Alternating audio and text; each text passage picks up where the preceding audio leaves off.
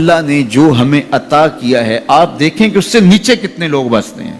جب آپ نیچے فہرست دیکھیں گے جو بیچارے نانے شبینہ کو ترستے ہیں. اگر مجھے تھوڑی سی تکلیف ہے اور میں جو ہے وہ اس تکلیف میں ناشکری کرنے بیٹھ جاتا ہوں تو میاں وہ لوگ بھی ہیں جو بیچارے اپنی مرضی سے اپنا ہاتھ بھی نہیں اٹھا سکتے, جن کی عیدیں بھی جو ہیں وہ ہاسپٹل کے اندر گزرتی ہیں, وہ کئی سالوں کے اندر وہاں اذیت میں مبتلا ہیں. جب آپ دیکھیں گے تو کہیں گے مالک میں جس حال میں ہوں اس پہ تیرا شکر ہے. شیخ سعدی فرماتے ہیں میں دمشق کی جامع مسجد میں نماز جمعہ کے بعد نکل رہا تھا تو میرے کسی نے جوتے اٹھا لیے. تو یہ شروع سے ہوتا آیا ہے. تو کہتے ہیں کہ میں ننگے پاؤں جا رہا تھا اور میری حالت یہ تھی کہ میں جوتا خریدنے کی استطاعت بھی نہیں رکھتا تھا.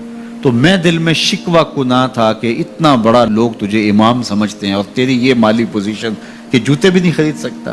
تو آگے میں نے دیکھا ایک شخص تھا جس کے پاؤں ہی نہیں تھے اور وہ رینگتا ہوا آ رہا تھا.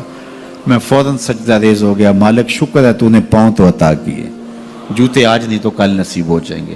تو جو میسر ہے اس کی قدر سیکھو, جو میسر نہیں ہے اس کی جلن میں اپنے آپ کو جلانے کی کوشش نہ کرو تو زندگی سوکھی ہو جائے گی. یہ ضابطہ میرے حضور نے دیا, انظروا الی من هو اسفل منکم, اپنے نیچے دیکھنے کی عادت ڈالو, تم سکھی ہو جاؤ گے, تم پریشان نہیں ہوگے.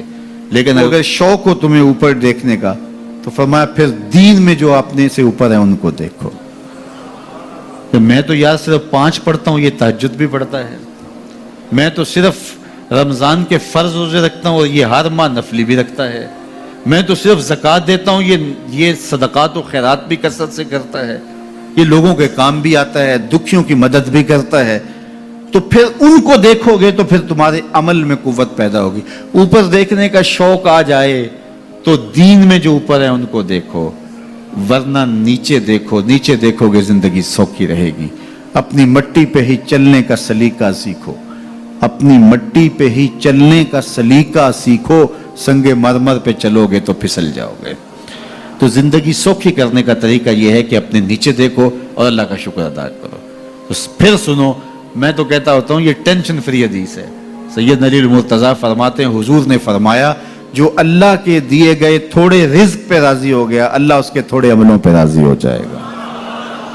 زندگی سوکھی کر دیتی ہے یہ حدیث پاک. تو جو اللہ نے دیا مالک تیرا شکر ہے, یہ تھوڑا کرم ہے کہ تو نے ہمیں انسان بنایا ہے, ہمیں فہم و ادراک کی دولتیں دی ہیں, ہمیں شعور اور خرد عطا کیے ہیں.